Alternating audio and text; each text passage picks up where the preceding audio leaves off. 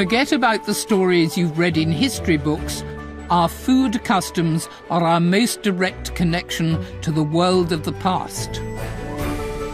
This is history that you can touch, smell, and above all, taste. It's lovely. The rituals of breakfast, lunch and dinner are something I think we take for granted, as if they have always existed as they are now. I think I'd have preferred it fried. You'd have a heart attack by lunchtime. But unpick the stories of our three main meals and you discover gastronomic revolutions, technological leaps and sometimes gruesome realities. Decay is also going to cause really bad breath. Yes, I think I've had boyfriends like that. I never miss a good meal, but food is about more than just filling up. There's a rich and complex history to our daily meal times, and that's what I'm setting out to explore. Right, dig in.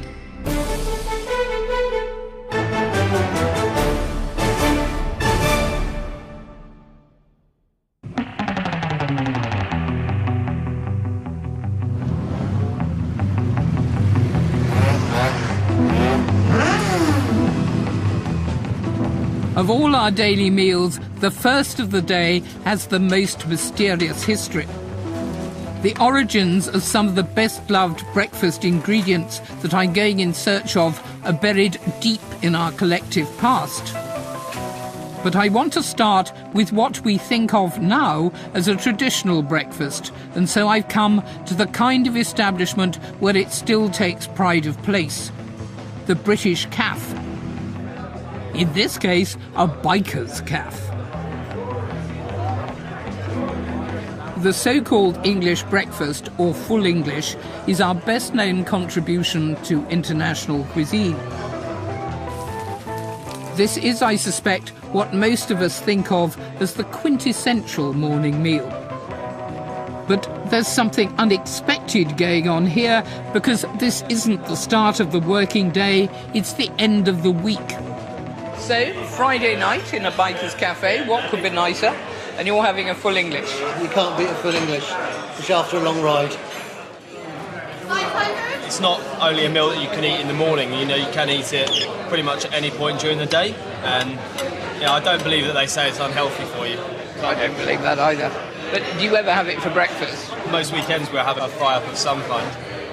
Do you like a full English yourself? I have been known to have one or 12, yes. In fact, I once got accused by my wife, I'm actually on a diet at the moment, but I was accused of living on them at one point. Can't think of anything better, mate. Me neither. The full English has become so iconic, in fact, that it's now a dish to be enjoyed at any time of day or night. For sure, we'll witness strange mixtures as this time of the day, where people are ordering a breakfast with a glass of Stella. Personally, I prefer to eat mine in the morning, and nowadays without the pint of lager. The phrase bacon and eggs is so familiar to us now, you might never have wondered how or why they were first put together on a plate. But it's a story intricately bound up with the customs and rhythms of life in a much earlier age, back in the day when our morning meal first got its name.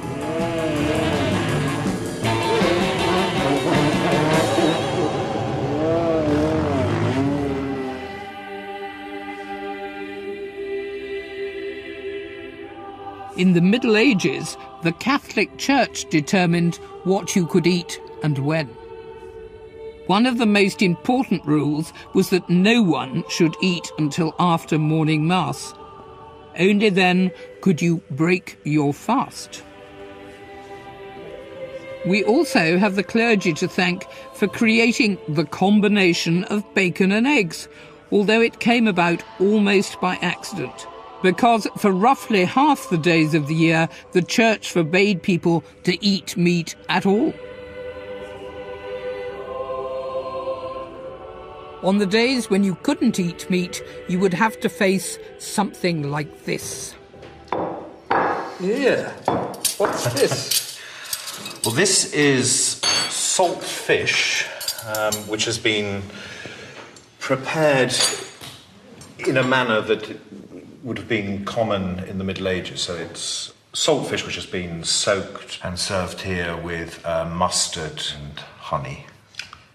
Do you think that Grace would improve the smell? Probably not, but it might be a good thing to do.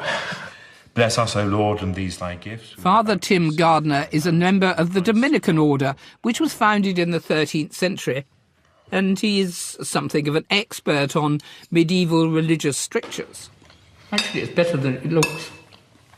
It's a lot better Lot than it better. looks. Was the belief that a Piscarian diet was in somehow more virtuous? There certainly was an idea that certain kinds of food had physical effects.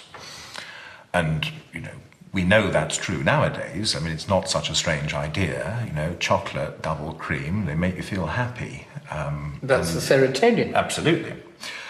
So meat is flesh. Mm-hmm. There was an idea around that because meat is the product of sexual reproduction, there was a clear connection between meat in particular and sex. So, you eat meat, you're going to be thinking about sex, which is not what you want monks and friars to be thinking about. Not if you've taken a vow of celibacy. Absolutely. No, that is fascinating. I never actually thought of, the constrictions on meat eating as being because meat was the product of obvious reproduction. One of the reasons, yeah. No, that's a new one to me. Nuns and monks had to observe the rules more strictly than most, but they applied to everyone. And the most intense period of abstinence in medieval times was Lent. It became traditional to fill up immediately beforehand on all the things you would not be allowed to eat, which is why we have pancakes. But this is also the point at which bacon and eggs comes into the story. In Lent, it's a time when you can't eat eggs, and that's a significant source of protein. Something else, of course, that you can't eat during Lent is meat. So it's not just the butter and milk and eggs that we use up on Shrove Tuesday, but meat too. So the day before Shrove Tuesday used to be known as Collop Monday. Really? Collop meaning a bit of meat. Yeah. And that was a time when scraps of meat might be used up. So if it was pork, bacon, you'd also have eggs that you were trying to use up. So there you have it. You're full English. Bacon and eggs. So that's how it all began, with a single day of indulgence in the medieval calendar just before Lent.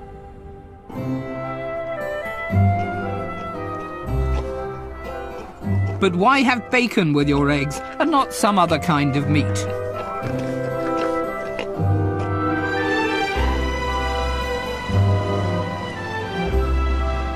To find out more about the origin of our best-known breakfast ingredient, I've come to see an old friend of mine, Jan McCourt. He's a pig farmer. So what breeds have we got here? Mainly purebred British Lops, which is the rarest of the British rare breeds. And they do us very well. They have good large litters, they're very hardy, and they taste very good. Yes, absolutely do they. My favourite pig. British. And a couple of saddlebacks. Looking at Jan's happy herd, it's not hard to imagine the scene in a medieval village when almost every cottager would have kept pigs. They are wonderfully low-maintenance animals, and given enough space, they can be largely left to forage for themselves, which is very much how Jan likes to do things. What is your philosophy of stock rearing? Well, when I approached farming from a different life... from banking? Yeah. I'd always wanted to farm and to take as extensive as opposed to intensive an approach as possible. And so rear pigs, for example, in family groups, use the woodland as much as possible. But that's very medieval, isn't it? Yeah, it is. Pigs were kept in small numbers by individuals, and there was a sort of almost a ritual as you ran into the winter where the family pig would be killed, and the whole rota of using every little bit of the animal started. Having killed one of their pigs, someone in the medieval family would have had the job of butchering it and curing it, just as Jan does. Ah, Here we have half a pig. excellent. What's that of? That's a British Lock Gloucester Old Spot cross. So we count 3 ribs in, pop the knife in, feel the way through alongside the bones. Mind yourself there. Just bring it over. Now, of course, there'll be lots of butchers watching this who will be incredibly critical. I'm not a butcher. I'm a poet. A poet. Oh. And we'll just take that out to leave the leg. So there you have a loin of pork. Mm-hmm. This is a mixture of the salt and saltpetre and the various ingredients that you need to dry out the loin. This process takes a minimum of a week. Most medieval families wouldn't be able to afford to eat a whole pig in one go, naturally. They would have had to make it last, perhaps for several months. And so, to preserve the meat, they cured it. Cured pork is, of course, bacon. Now, I've left the rind on, because traditionally, obviously, rind should stay on the bacon, and it's one of the delights of it. Now, I can feel the moisture already beginning to leach out because of the salt.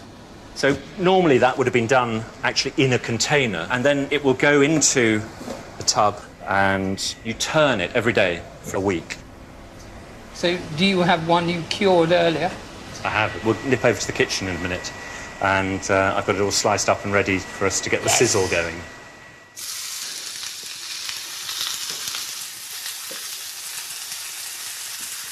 The smell of breakfast. In a lovely hot griddle pan. Almost needs no time at all. But there's an important fact to remember in all of this. Apart from Collop Monday, most medieval families probably couldn't afford to have bacon for breakfast. Shall we give it a go? Absolutely. Their pigs were, after all, their main source of meat of any kind. And like the piece we cured, this is just the short back. Help yourself. It's lovely. We think of bacon as breakfast now, but historically it was the staple food of almost everybody. And it would have tasted something like this. But also, the whole pig is curable. You literally bone the whole pig out from top to tail and bury it in salt. There are records of people doing it in old Roman sarcophagi, especially in the Savanac forest. I kind of couldn't think of a better way to go, really. No, quite.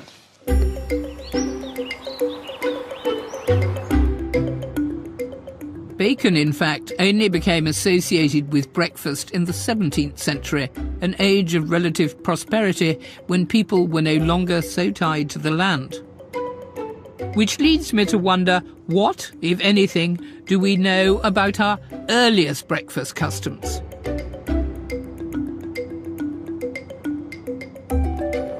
This is University College London, my old alma mater, and I've come to meet Dr. Ian Mortimer, a Fellow of the Royal Historical Society, to find out what constituted a medieval morning meal and who ate what. Dr. Mortimer, breakfast. Did everybody eat the same sort of breakfast, or was it very divisive by structure and class? It is hugely divided from top of society down to the bottom. Medieval society is hugely hierarchical. An aristocrat would pay 7 shillings for a fish at a time when a working man would earn 4p in a day. At the top end of society, it can be a matter of choice whether you have breakfast. At the bottom end of society, people still starve to death. So for them, it's not a question of whether they have any breakfast, it's whether they have any food at all. What's the earliest reference you found to breakfast? I have come across one reference, which is possibly 12th century, to choristers at St Paul's being given breakfasts if they've been up singing at night.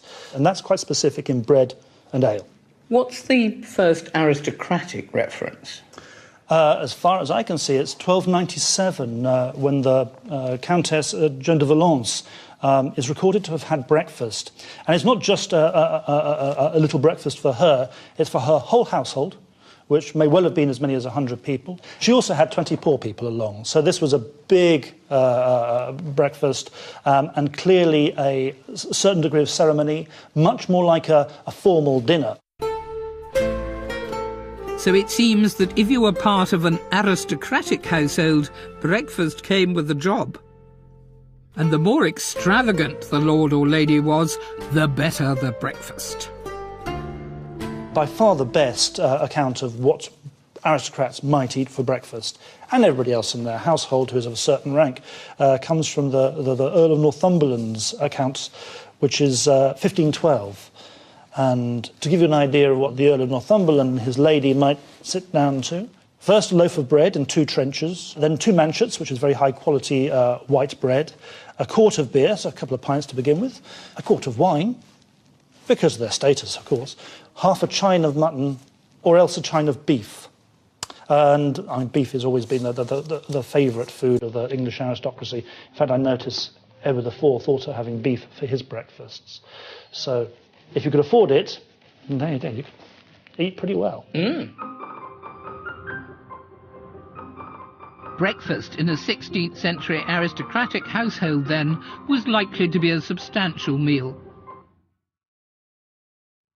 And that trend continued after the Reformation, which did away with the Catholic Church's restrictions on eating food like eggs, milk and cheese.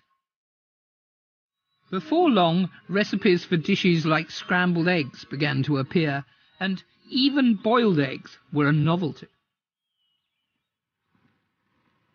I've come to Gainsborough Old Hall in Lincolnshire to meet historic food specialist Caroline Yedem, and she's going to begin by demonstrating for me the old medieval way of cooking eggs, which was to roast them. Hello, I'm Clarissa. Hello, Caroline. What are you up to? Well, we're starting with some roasted eggs, which good. I've got sitting in the ashes. This is a very ancient way of cooking eggs. Whenever I cook them, I always find them a bit indigestible. But it's why boiled eggs become much more popular. And how long do you cook them for? Well, that depends on how hot the ashes are. And that's a matter of trial and error, because if you make them too hot, then the eggs will explode. So there is a risk. Do we think it's done? Definitely. Do we think it's digestible? You're welcome to try it. I will try it.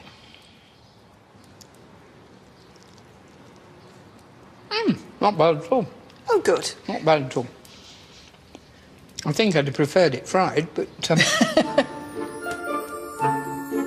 Thankfully for egg lovers, help was soon at hand in the distinguished form of Robert May, who, in 1660, published the first comprehensive English cookery book.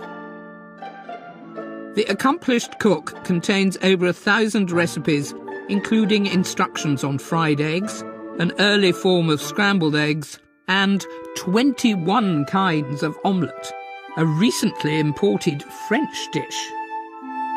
Omelettes are now a breakfast favourite, but you'd be hard-pressed to go to work after May's recipe according to the Turkish mode. It calls for expensive luxuries like lemons imported from Spain or North Africa, which were only available to the rich, cinnamon from Ceylon, and a particular type of roasted meat. Hare omelette, that's something out of the ordinary, is it? There seems to be an explosion in the 17th century of people finding different things to put in omelettes. I've got some chopped almonds here and chestnuts and pine kernels. Gosh, this is going to be very dramatic. What's that? This is cinnamon. Nutmeg. And some freshly grated nutmeg. So that needs to be mixed and popped on the fire and heated through. The principle of making an omelette might seem straightforward to us, but although the basic ingredients weren't new, the equipment to cook them was. After centuries of literally roasting in front of an open fire, cooks now had access to a new piece of kitchen technology, With a brazier, they could cook with charcoal, and that meant they had much more control over temperature. Well done. Hooray! So this is the hair mixture. Mm-hmm. I'm going to put these on the edge. And slices of lemon, which of course are very extravagant and fashionable. And I'll scatter some. What, marigold petals? Yes. It's very exciting. Give you a good layer. Never would have thought of doing hair this way.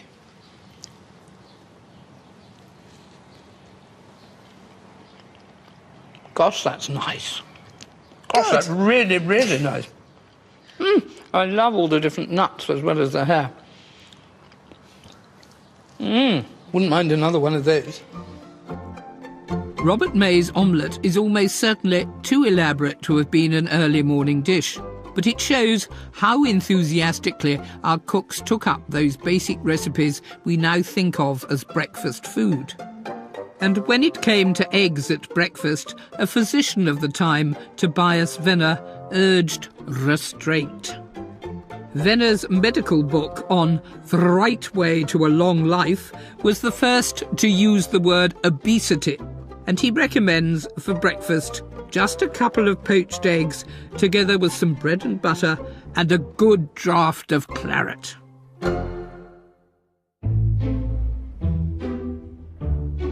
Wine or beer was the traditional morning drink for centuries, but our early morning drinking habits began to change with the arrival of coffee in the 1620s.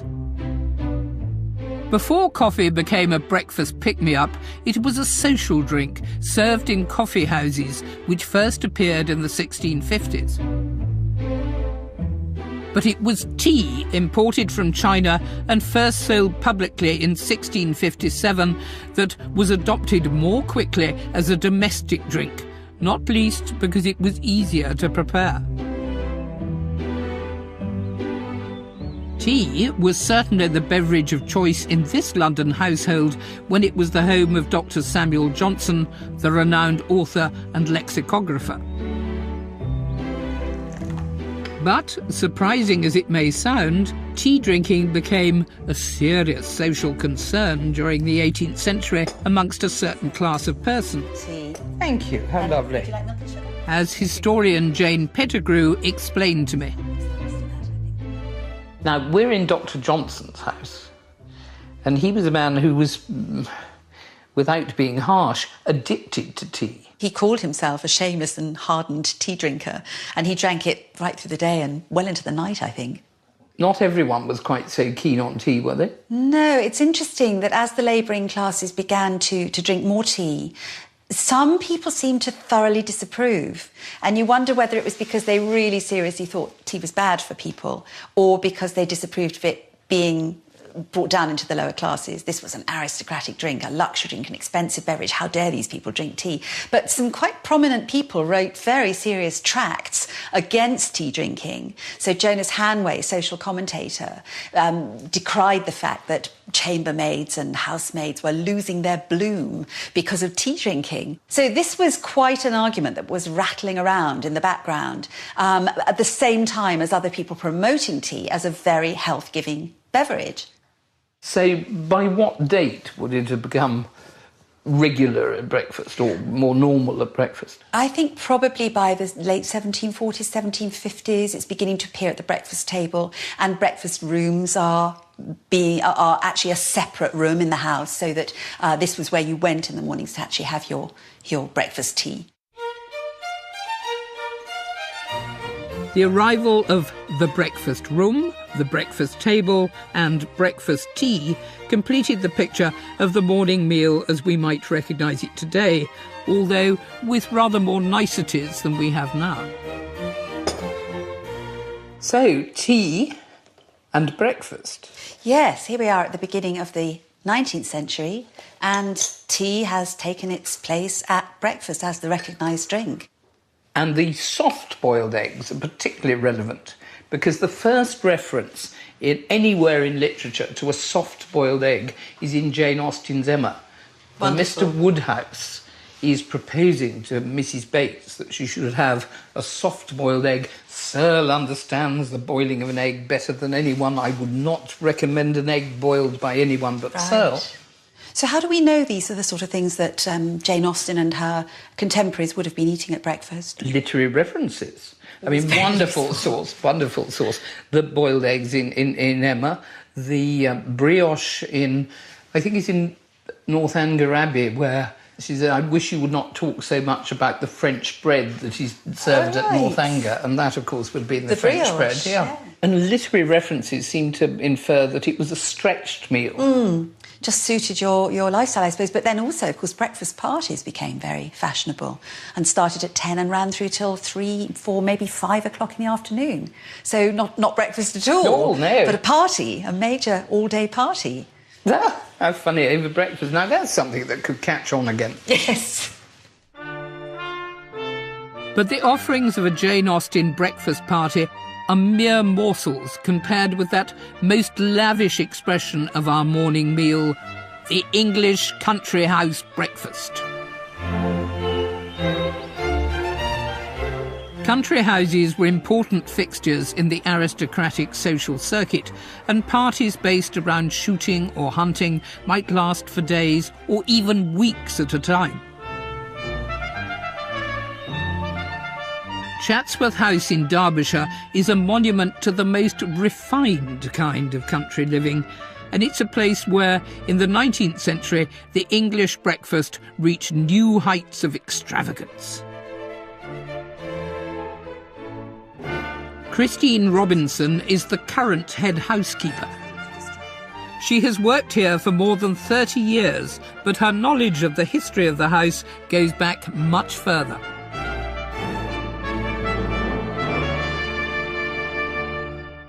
Here we are in the great dining room. Wow, look at this. It is an amazing room, isn't it? Incredible. So the table's set here for dinner, but of course this is where the guests would have come down and had their breakfast. And there would have been a buffet on the side, as there is here, which would have been laden with cold meats, game pie, probably pheasant, because they would have been shooting, after all, over the weekend. Lot of pheasant. Lot of pheasant, and yes. Devilled pheasant legs. Delicious for breakfast. The main dining table would have had freshly prepared food, different ways of cooked eggs, fish. There would have been lots of different sorts of breads, and also, of course, tea, coffee, and also hot chocolate. Why did people come here in particular? Because this was a winter house, wasn't it? It was a winter house. The family were staying in their other houses at different times of the year. They came to Chatsworth from October through probably until February. And so it would have been an opportunity, really, to gather their friends and acquaintances together, to go shooting, to show what Chatsworth had to offer. And part of that was the lavishness of the breakfast table. And you've got a family association with Chatsworth? Yes, I have. My grandmother was the youngest of 11 children born at Beeley, which is about 3 miles away, and her mother, my great-grandmother, used to come and help out in the kitchens when they were really busy at this kind of fabulous house party that we're talking about. We had a cook when I was growing up who had trained at Chatsworth, and this was regarded as being a very good reference because the amount of experience she would have had training here. And she was a very good cook. I owe it all to her, really. But despite all the sumptuousness on offer, if you were a lady, you might prefer to start the day with breakfast in bed. Just coming now into the Wellington bedroom, which was named in honour of the Duke of Wellington, who was one of the many guests that came to stay. Fabulous room, isn't it? Fantastic. I mean, the wallpaper is just stunning. It is. Hand-painted Chinese wallpaper. And then wonderful bed here where the lady's maid would have brought her mistress tea and toast in bed. And of course, breakfast is the one meal of the day a lady can still eat in bed without being thought of as slovenly. What's through there? We've got the dressing room through here, and this is where the gentleman would have slept if he'd had a late night at cards. Rather than come in and disturb his wife, he would have slept in the smaller bed in here. Is late at cards or perhaps sleeping in somebody else's room? Oh, well, I wouldn't like to say. There were a lot of corridor sure creeping, I think.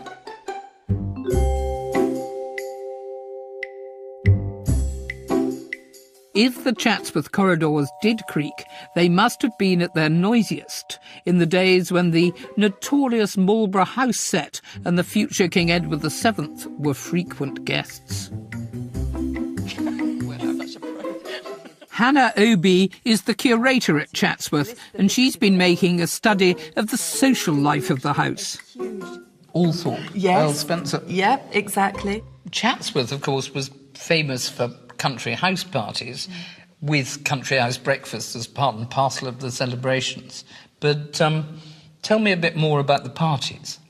The parties, I think, really took off in the 8th Duke's time, but towards the end of his life, because he had this 30-year love affair with Louise, who was Duchess of Manchester, and after her husband died, they got married, and she brings all these amazing people up from London and had these incredible house parties.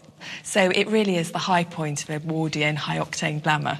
I like that. High-octane glamour. What have we got here? So what we've actually got here is an illustration from 1901 when there was a house party for Edward VII and Queen Alexandra, but also present was his mistress, Mrs. Keppel. You've got the 8th Duke of Devonshire, and you've also got his new wife, Louise, or Lottie as she was known. So she and Mrs. Keppel are flanking Edward VII. One of Edward VII's favourite breakfasts, and I don't know if he had it here, was you hollowed out an onion.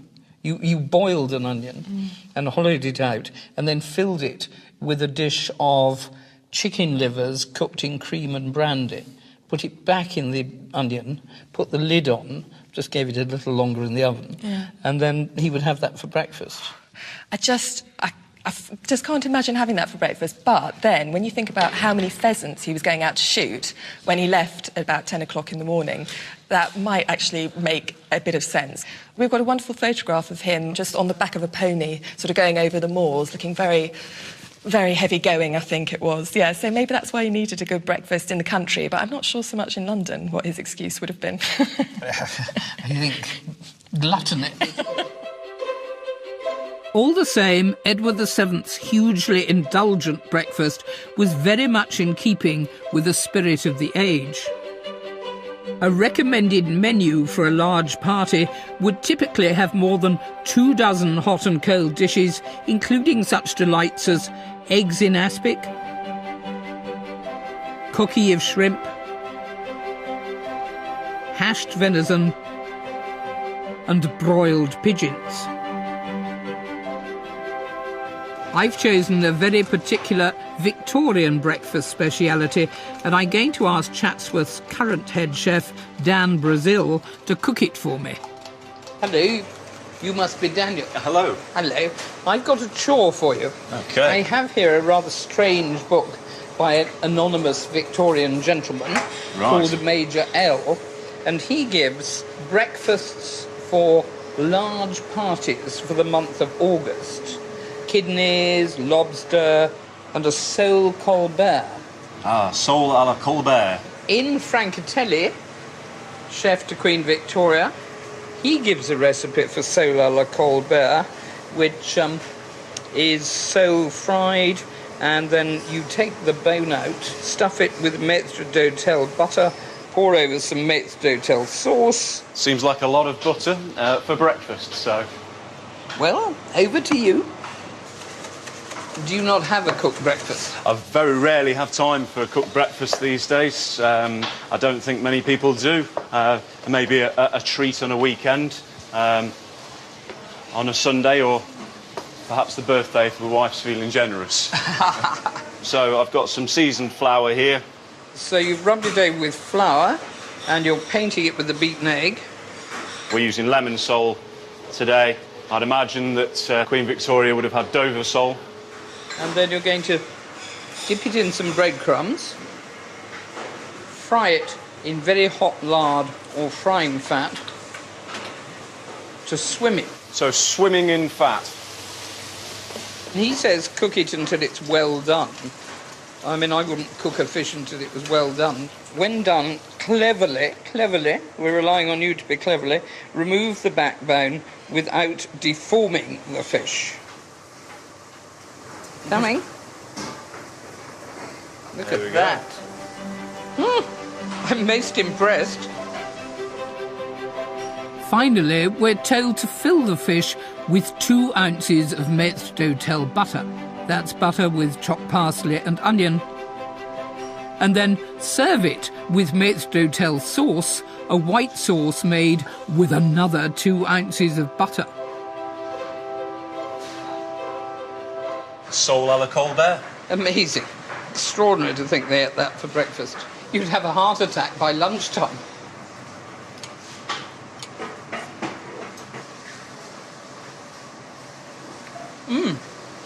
Very nice, but not, I think, for breakfast. Yes, I think as a dinner dish it's very nice, but for breakfast, not for me. Nor me neither.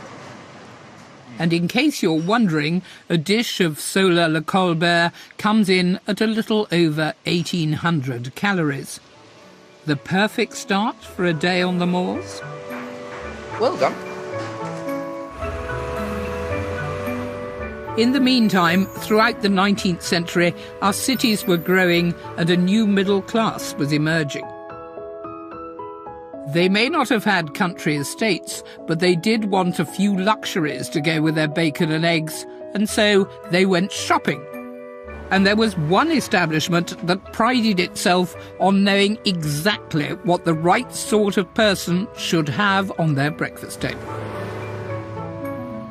Fortnum and Mason was founded by a former royal footman in 1707, but by the 19th century it was providing the newly rich with access to goods that had once been the preserve of the gentry, as the store's archivist Andrea Tanner explained to me. It's lovely to be here. Again, I spent a lot of my childhood coming around Fortnum's with my mother. Thank you very much. When I was a child, Fortnum's was a great place if you needed it for pointing you in the right direction.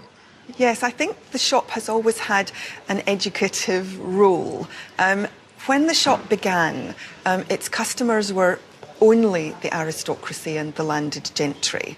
But, you know, the British Empire grew, people became more prosperous, and those who had a bit of money and now had a bit of leisure wanted to have what the aristocracy had. They wanted to know the right thing to eat, the right thing to wear, the right thing to say. So the sort of thing that Fortnum's would do would be, you know, if someone wants to know what does the Duke of Grafton, what sort of tea does he have? Gently you would be directed towards a suitable sort of tea, a suitable blend of coffee, particular made-up dishes for breakfast, because we had an enormous department where if you weren't up to making your veal patties and croquettes and so on, we would make them for you and get them to you in plenty of time for breakfast. But even when I was young, and when you came to Fortnum's, it wasn't like this. You didn't handle things. No, you weren't allowed to touch anything. Heaven forfend. You were met at the door by a gentleman in a frock coat who would bow to you, and he had a little notebook, would determine your name if he didn't know who you were, and determine what you would like to buy, and then he would lead you around and make suggestions to you, but you weren't allowed to actually touch anything. You were allowed to taste things, but no. And then, of course, no money passed hands at Fortnum's in those days. Everything was on account, so you got to enjoy the goods a good month or two before you actually paid for them. Another thing you would definitely want for your breakfast table was marmalade, a delicacy which was probably first brought to this country in the 1660s by one of my great heroines, the Portuguese Princess Catherine of Braganza, when she married Charles II. Wonderful sight. This is our oldest marmalade, which is Burlington breakfast marmalade.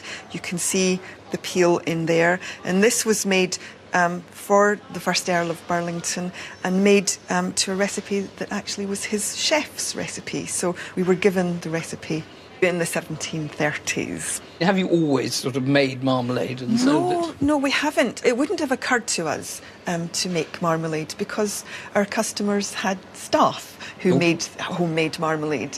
But we would have sold them the sugar and also the citrus fruits to make it. Brilliant, I love that. But it was really the First World War and the demands of the Western Front. That's when we started making our own marmalade. But we didn't put them in jars, we put them in tins because it was much safer to send it out to the officers. Used to send to my father.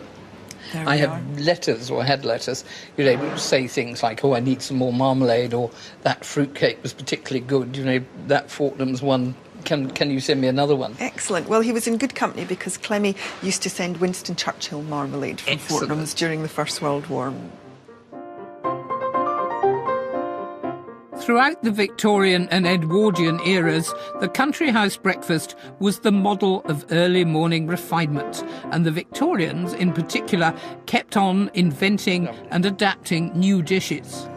Andrea and I are going to sample two of the best known. Thank you very much. Of course, everybody thinks that kippers are really old, that it's an old method of curing fish. Yes, it almost looks medieval, but it's a 19th century English invention, yes. 1861 in Craster. Today we smoked herring in the way in which the Scots smoke salmon. Oh, really? Yep. Right. So it's, what, 150 years old? That's it. But very delicious. Very delicious, and of course now very much associated with breakfast. Indeed, indeed. Much older on the table would be what I'm having, which is kedgeree. Yes, it's a very ancient dish. It was originally the preferred breakfast of the poor in India, made up of just rice and lentils. It was taken up by the Mughal emperors during their fasting period, when they had it for breakfast too, and they were the people who first added fish to it. But of course it was those intrepid officers who set off to build the British Empire who brought the recipe for kedgeree back to their breakfast tables at home. So you've got this coming back from India as early as the 18th century. Yes, but of course you've got smoked haddock in your kedgeree, and that is a Victorian introduction. The fish in India was never smoked, it was always fresh. But by the time kedgeree became part of the great British country house breakfast, smoked haddock became absolutely de rigueur. You could not use another form of fish, or it wasn't a proper kedgeree. Really? And the lentils had long since gone? Oh, they had long since gone. I think the lentils disappeared on the boat coming from India to Tilbury. So it was a combination of staple foods, aristocratic customs and imported influences that gave rise to the rich and varied traditions of our morning meal. But then, just as the culinary crescendo of the English breakfast reached its climax at the end of the 19th century, from over in America came the first rumblings of a revolution that would make the country house breakfast history.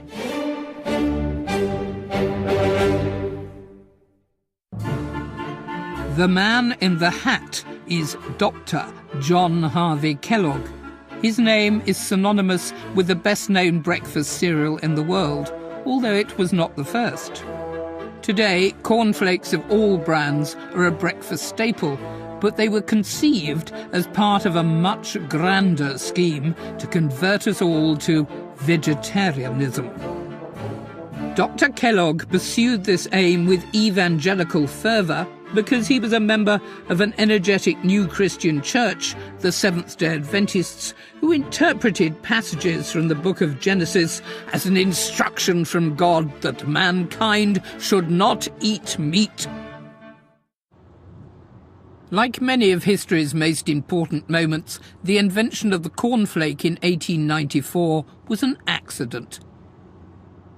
And it's one I'm going to see recreated here in Leeds at the University's School of Food Science and Nutrition.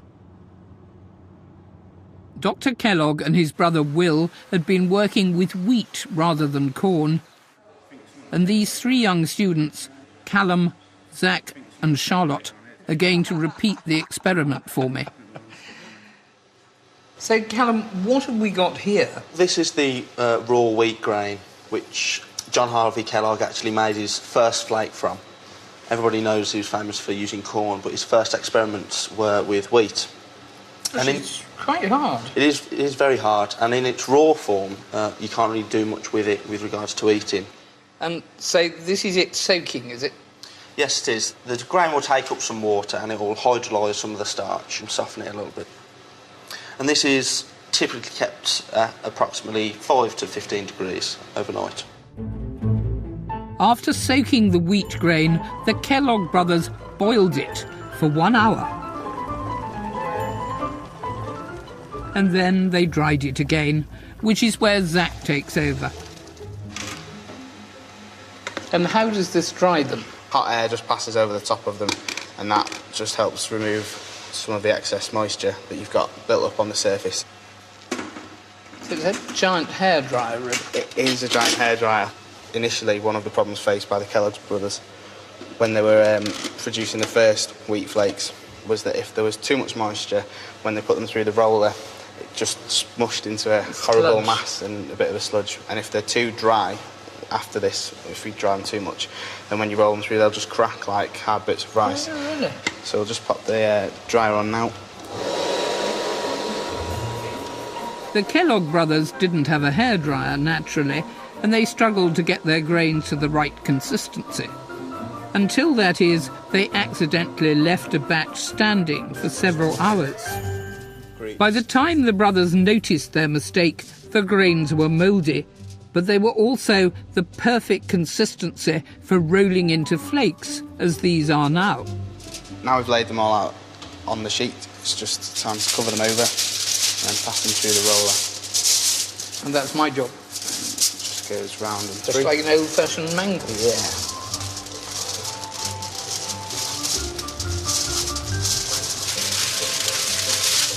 Look at that. A couple of them have merged into each other. Doesn't but look that a gives lot like cornflakes. So, Charlotte, you've got the flakes here, beautifully rolled by me. Yes, very well done. What are you going to do now? Lay it on a baking tray, and that's what I'm going to be doing right now. Takes a lot of patience, actually. Extraordinary. You'd think by this stage they'd have given up, really. And how long do you bake them for? About 15 to 20 minutes. Mm-hmm. Now remember, the first batch of wheat the Kellogg brothers rolled was mouldy, but they soon developed their own drying technique to produce edible flakes. All right, looks like we've got a full tray ready to be popped into the oven.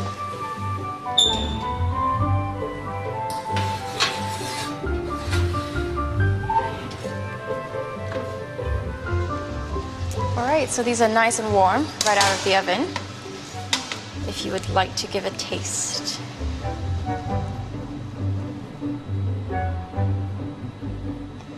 It doesn't taste all that wonderful. It doesn't really look something like you want to have for breakfast, does it? And so, after a range of experiments, we found out that if we mashed up the wheat grains and we chop it up to break up the husk a bit more, and we roll it up, follow the same procedure as before, and with that, we end up with the end result of this. That's much better, isn't yes, it? Visually. It is.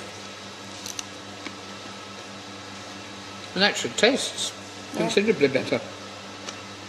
How extraordinary. Well done. Thank you. That's fascinating. So that's how they were invented, but it doesn't explain why Dr. Kellogg's cornflakes became so popular. This is the 10 gates of digestion. I've come to meet another doctor. Without saying constipation once, which is a real... Dr. Cowrie O'Connor is a historian from University College London. She grew up eating Kellogg's cereals, and she has a very full knowledge of the man behind them. John Harvey Kellogg, Victorian obsessive. Cornflakes was where he kicked off, was it? No, he started back with grains of all kinds because the Seventh-day Adventist belief was God's own food, was grain, vegetables, nuts. So nuts being the obvious word. Yes, indeed so. He invented peanut butter while he was at it. He was a very, very innovative and inventive man. But mainly, he was trying to save America through a change of diet. So he wanted to invent all sorts of grain-based foods.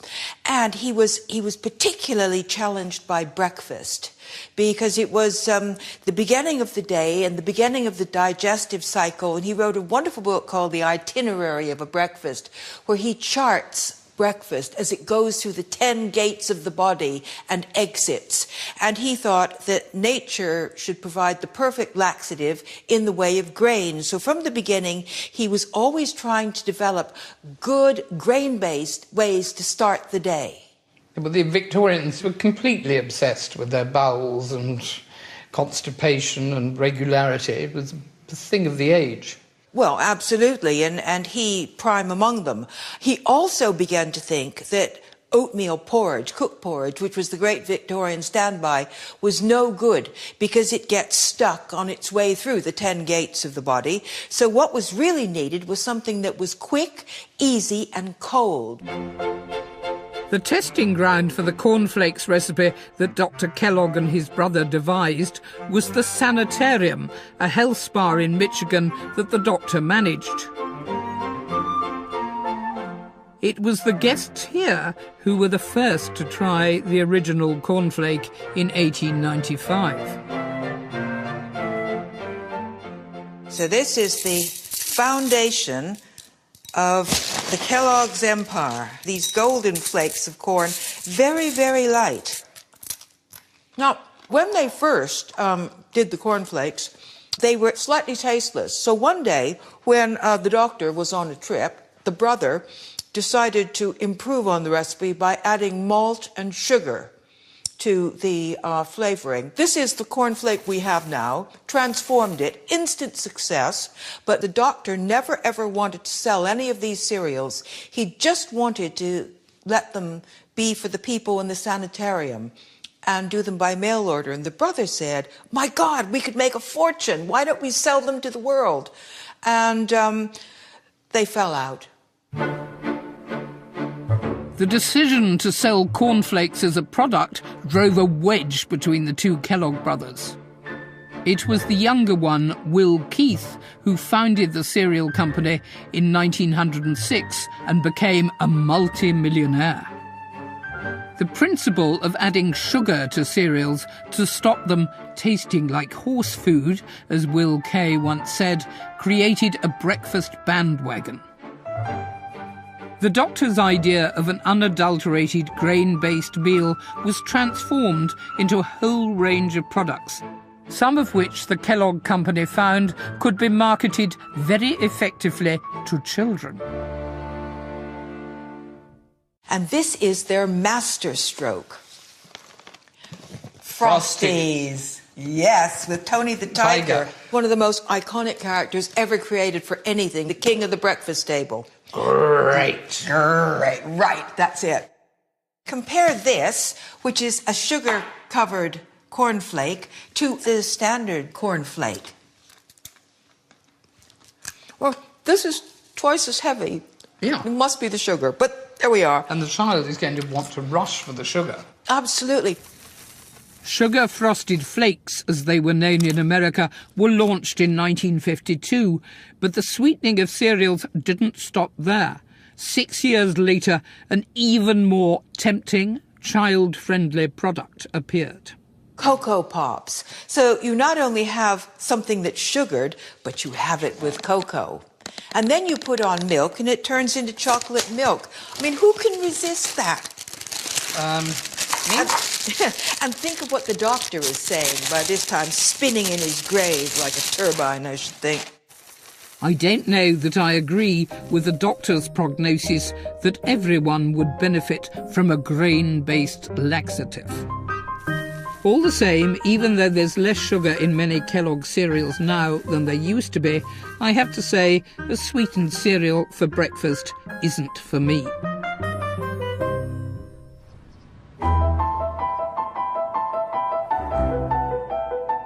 I've come finally to a place where almost every conceivable kind of morning meal is on offer, the hotel breakfast room.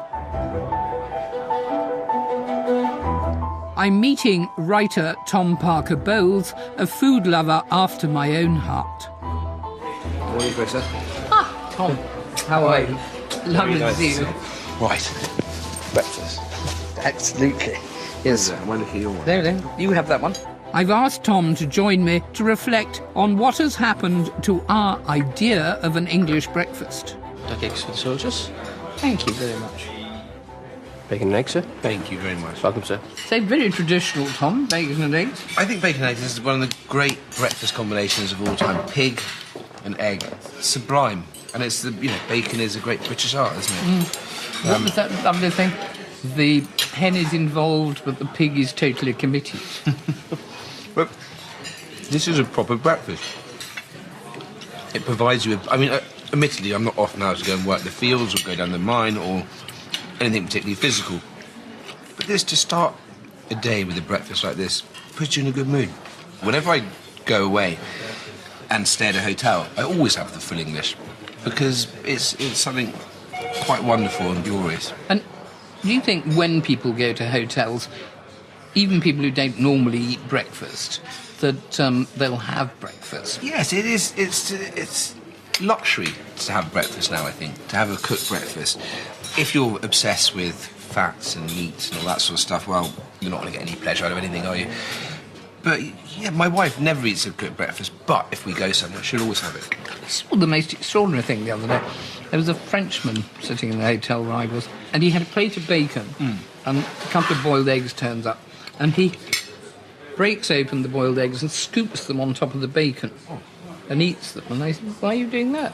And he said, oh, this is what I like. I'll tell you what, that's a very rare thing to see a Frenchman who understands a good English breakfast. Because you go to the continent, and not, many great things about the continent. Breakfast ain't one of them. I mean, we could not have built an empire on croissants and rubbish pastries. This is empire-building ballasts stuff. The Battle of Waterloo was won over a plate of bacon and eggs. It probably was. It was. Can you imagine? Going to war on a croissant. That's why they always lost, I think, to be honest. Is the good old pig and egg. I mean, pig is the key to a good breakfast, isn't it? What do you think influences people's choice of breakfasts? Sadly, these days, time. I mean, everybody is in a rush in the morning for various reasons. They're rushing to work, they're rushing to the children's school, they're rushing to everything. It's just quick rush. When I give the children boiled eggs, I'm rather rushing them through, whereas you wouldn't do that at dinner. So therefore, going back to the big, full English breakfast, it is a treat, because you need time to cook it, to eat it, dare I say, to digest it as well. We spend 3 hours over dinner. Why not spend a bit of time over breakfast?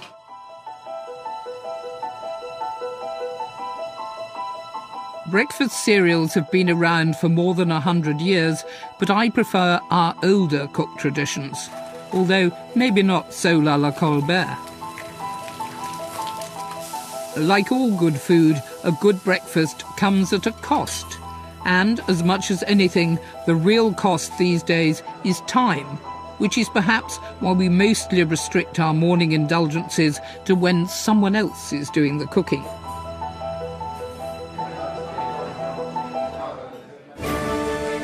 Next week, I'll be looking at lunch, a meal that 300 years ago didn't even exist, but which has been adapting to the changes in our working lives ever since.